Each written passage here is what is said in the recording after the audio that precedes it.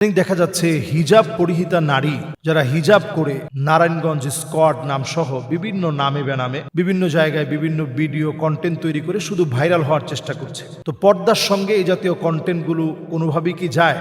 আসলে পর্দার সঙ্গে এই সমস্ত কন্টেন্ট যেগুলো আমরা দেখি, এই ইদানিং অল্প এই কিছুদিন ধরে এটা আমার খুব বেশি নজরে পড়ছে। আলেম ওলামা অন্তত লিবাসে হোক, পোশাক পরিহিত অবস্থায় আপনি তো আলেম, অন্তত লিবাসে তো আপনি আলেম। স্বামীকে বলতেছে যে এটা কিন্তু আমার ভাই, বোরকা পরে অন ক্যামেরায় স্ক্রিনে এসে বলতেছে সে কিন্তু আমার ভাই। তো স্বামী কিন্তু ইতস্তত বোধ করতেছে। তো এই জাতীয় শব্দ চয়ন আপনি চিন্তা করতে পারেন, এটা যদি আপনি জেহারের জন্য বলে থাকেন, স্বামী যদি এই কথাটা বলে যে সে আমার বোন, উদ্দেশ্য হচ্ছে তাকে নিয়ে আমি আর সংসার করব না, তালাক দেওয়ার উদ্দেশ্যে বলে থাকে, তাহলে তালাক হয়ে যাবে।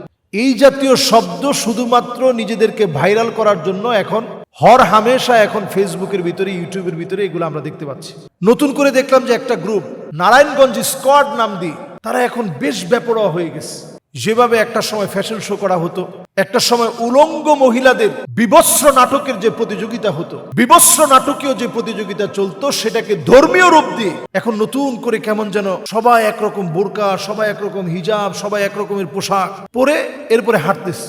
এবং এইটাকে আমরা মনে করতেছি যে বিশাল একটা ট্রেডিশন হয়ে গেছে। অচিরেই তাদেরকে উকিল নোটিশ দেওয়া হয়েছে, তাদের ব্যাপারে উকিল নোটিশ দিয়ে অচিরেই সিদ্ধান্ত গ্রহণের, পূর্ণ সিদ্ধান্তে যাওয়ার সব কার্যক্রম বাস্তবায়ন করা হচ্ছে। এবং এটা সময় লাগবে না, এটা অচিরেই ইনশাআল্লাহ উকিল নোটিশ যেটা করা হয়েছে তাদের ব্যাপারে, এটা শুধু এক জায়গা থেকে না, আমি বলবো যে সকল মহল থেকে এটা নিয়ে প্রতিবাদ হওয়া উচিত। আপনি যখনই হিজাব পরবেন, আপনি যখন বোরকা পরবেন, আপনি এটাকে বড় সম্মানের পোশাক বলে মনে করেন। ওয়ামান ইউআযযিম শাআইরাল্লাহ ফাইন্নাহা মিন তাকওয়াল কুলুব।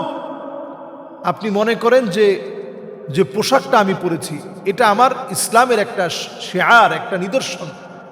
ওয়ামান ইউআযযিম শাআইরাল্লাহ, আল্লাহর এই নিদর্শন কেউ যদি সম্মান করে, ওয়ামান ইউআযযিম শাআইরাল্লাহ ফাইন্নাহা মিন তাকওয়াল কুলুব, অন্তরে আল্লাহর ভয় আছে, এটা প্রমাণ করবে আপনার এই পোশাক। আপনার পর্দাটা যখন আপনি করবেন, এই পর্দাটা প্রমাণ করবে আপনি আল্লাহকে কতটুকুন ভয় করেন। এটা কোনো ফ্যাশন শোর জন্য আপনি পর্দা করতে পারবেন না। এখনকার পর্দার ট্রেডিশনটা এমন হয়েছে, একটা যদি অনলাইনে ভাইরাল হয় সবাই ওইটা কেনা শুরু করে। এটার নাম আসলে পর্দা না। পর্দা আপনাকে করতে হবে নিজেকে লোকানোর জন্য। আম্মাজানরা প্রশ্ন করছেন, ওয়ামা নাসনাউ বিজুয়ুলিহিন্না ইয়া রাসূলুল্লাহ, আমরা আমাদের যে গোড়ালি বের হয়ে যায় এই ব্যাপারে আমরা কি করতে পারি? রাসূল করিম সাল্লাল্লাহু আলাইহি সাল্লাম বলছে যে গোড়ালি বের হয়ে যাওয়ার জন্য তোমরা যেটা করবা, একেবারে ঢিলাঢালা আবায়া বা আমরা যেই বোরকাটা পরি, এটা যেন একেবারে ঢিলেঢালা হয়, যাতে করে অনেকটা অংশ ঢেকে রাখে। দেখবেন আপনারা আরাবিয়ান এমন কিছু বোরকা আছে যেগুলো একেবারে মাটির সাথে লেগে যায়। নবীজি কাপড়ের এই অংশটাকেও ছেড়ে দিতে বলেছেন। কাপড়ের এই অংশটাও যদি আপনি ছেড়ে দেন, তাহলে পর্দার ক্ষেত্রে আপনি পরিপূর্ণতা মেনটেন করার চেষ্টা করলেন। এই যে আমরা এখন হাত মোজা, পা মোজা পরি এবং আমরা চেহারা ঢেকে রাখি, কেন? যাতে ফিতনা সৃষ্টি না হয়। বর্তমান এই সময়ে, ফিতনার সময়ে নানা রকমের ফিতনা সৃষ্টি হচ্ছে। আর সেখানে যদি আপনি ইচ্ছে করে ফিতনায় পড়েন, একটা স্কোয়াড নাম দিয়ে যদি আপনি সব মেয়েদেরকে নিয়ে নাচ গান, এরপরে আরাবিয়ান স্টাইলে রুমাল পরে বিভিন্ন অঙ্গভঙ্গি, যে সমস্ত অঙ্গভঙ্গিগুলো কুরুচিপূর্ণ, এগুলো যদি আপনি বোরকা পরে যদি আপনি এই সমস্ত রুচিহীন কাজ করেন, এটা আল্লাহর কাছে জবাবদিহিতার সম্মুখীন হতে হবে। বর্তমান বাংলাদেশে এখনই এটাকে যদি নির্মূল করা না হয়, সামনের দিকে সাহস বেড়ে যাবে। এবং এটাই অনেক সময় দেখা যাবে, এই যে সমস্ত স্কোয়াড নামগুলো দিচ্ছে, এগুলো একটা সময় দেখা যাবে এরা নানা রকমের অঙ্গভঙ্গিমা, নানা রকমের খারাপ কাজে তারা জড়িত হচ্ছে। এটার দায় তখন ইসলামের উপরে চলে আসবে। এবং সমকামী গ্রুপ এদেরকে দিয়ে একটা সময় প্যাট্রোনাইজ করবে। খারাপকে প্যাট্রোনাইজ করার জন্য একটা সময় হিজাবকে ব্যবহার করা হবে। এই গ্রুপটাকে অনতি বিলম্বে থামায় দিতে হবে। আমরা দেখেছি অনেকগুলো নিউজ পোর্টাল এটা নিয়ে নিউজ করেছে, অনেকগুলো ভিডিও হয়েছে এবং তাদের ব্যাপারে আইনি নোটিশ হয়েছে। অচিরেই এটার আইনি নোটিশের বাস্তবায়ন আমরা দেখতে চাই এবং তাদেরকে বাড়তে দেওয়া কোনোভাবেই যাবে না। আল্লাহ তাআলা আমাদের সকলকে সংঘবদ্ধভাবে এই বাতিল অপচেষ্টার বিরুদ্ধে আমাদেরকে প্রচেষ্টা চালিয়ে যাওয়ার তৌফিক দান করুক। আসসালামু আলাইকুম ওয়া রাহমাতুল্লাহি ওয়া বারাকাতুহু। কোনো একজন অভিনেত্রী সে স্পষ্ট মিডিয়ার সামনে লিভ টুগেদারের পক্ষে বলছে, এ বিষয়ে কি এখনই তার বিরুদ্ধে অবস্থান নেওয়া উচিত না? আমরা মিডিয়ার অনেকের পক্ষ থেকে আমরা বিভিন্ন সময় দেখেছি যে তারা বিভিন্নভাবে অনেক সময় এই জাতীয় কথাগুলো বলে ফেলে। কেমন কথা? যেমন তারা অনেক সময় বলে ফেলে যে লিভ টুগেদারে কোনো সমস্যা নেই, মানসিকভাবে যদি আমরা দুইজনকে পছন্দ করি, এখানে শারীরিক সম্পর্ক হলে কোনো অসুবিধা নেই। এটা বাংলাদেশের মতো একটা দেশে তার বক্তব্যটা আমাদের অনেকেরই চোখে পড়েছে। সে এতটা অশালীন বক্তব্য দিয়েছে, সে বলছে যে এই ধরনের কোনো ল নেই যে লয়ে এটার বিচার হতে পারে।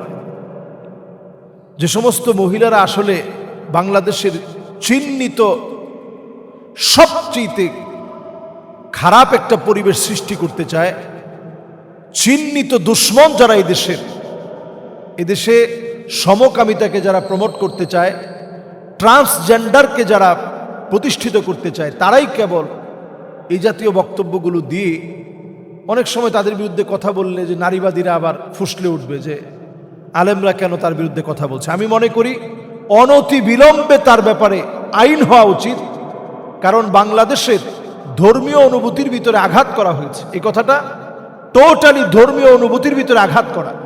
সে বলছে যে লিভ টুগেদার যার যার ইচ্ছাই করবে, এতে করে অসুবিধা কোথায়? ব্রিটিশ লয়ে তো এটা নিষেধ নেই। পর্দাকে আল্লাহ রাব্বুল আলামিন প্রত্যেকটা সেকেন্ডের জন্য ফরজ করেছেন। এটা এমন ফরজ না যে শুধুমাত্র এখন ফরজ, অন্য সময় ফরজ না।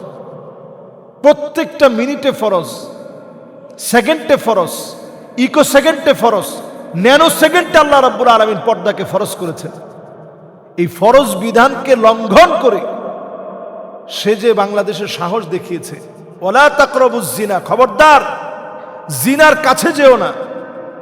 এবং তার যে সমস্ত অশ্লীল ড্রেস আপ, যেগুলো নিয়ে তার আসলে কোনো সুনাম নেই, চতুর্দিকে তার দুর্নামে ভরপুর, এবং তাদেরকে কেউ কখনো অভিনেত্রী হিসেবে আগেকার একটা সময়ে যেভাবে মানুষের কাছ থেকে কিছু সম্মান হলেও মানুষ পেত, এই সম্মানটুকুর মোটেও তাদের উপরে নেই, কারণ তাদের চরিত্র বলতে কিছু নেই। আমি মা বোনদেরকে বলবো, এদেরকে আপনারা কিভাবে অনুসরণ করেন? খয়রু নিসাইল আলামিন আরবাআ, 4 নারীকে অনুকরণ করার চেষ্টা করেন। আম্মাজান খাদিজাকে অনুকরণ করার চেষ্টা করেন, ফাতেমা রাদিয়াল্লাহু তাআলা আনহাকে অনুকরণ করার চেষ্টা করেন, মারিয়াম আলাইহাস সালামকে অনুকরণ করেন, আসিয়াকে অনুকরণ করেন, নবীদের বিবিজানদেরকে অনুকরণ করার চেষ্টা করেন। যদি আমরা আমাদের এই সমাজকে পরিবর্তন করতে চাই, বিবাহকে সহজ করে দিতে হবে। অথচ এই সমস্ত মহিলাদের দিকে তাকালে দেখবেন এদের বয়স হয়ে যায় কারো 35, 40, 45, তাদের বিবাহ শাদী হয় না। বিবাহ শাদী হইলে সংসার টিকে না, একটা সংসার হইলে আরো 5টা সংসার হয়। তো এই জাতীয় সংকট তৈরি হয় কেন? কারণ তারা তাদের জীবনে বৈবাহিক সৌন্দর্য তারা খুঁজে পায় না, বৈবাহিক সৌন্দর্যের বরকত তারা খুঁজতে চায় না। আইসারুহা মাউনা, বিবাহের ভিতরে আল্লাহ তাআলা অল্পের ভিতরে বরকত দিয়েছেন, এই বরকত তারা তালাশ করে পায় না। এই জন্য তাদেরকে আল্লাহ তাআলা পদে পদে তাদেরকে পরীক্ষা নেন। আমরা আশা করছি যে অনতি বিলম্বে তার ব্যাপারে সিদ্ধান্ত নিতে হবে, এবং যারা আইনজীবী আছে, এই কুলাঙ্গার মহিলা, তার ব্যাপারে সিদ্ধান্তে আসতে হবে। তার অনেক বক্তব্য ইসলামের সাথে কন্ট্রাডিক্ট হয়েছে, এবং এটা এত বেশি কন্ট্রাডিক্ট হয়েছে, ফরজ বিধান পর্দার ব্যাপারে সে কথা বলেছে। তার জিহ্বাকে যদি এখনই সংযত করানো না হয়, তাহলে তাদের জিহ্বা দিন দিন বড় হয়ে যাবে। এটা হতে দেওয়া যাবে না। আল্লাহ তাআলা আমাদেরকে শক্তভাবে এটার প্রতিবাদ করার তৌফিক দান করুন।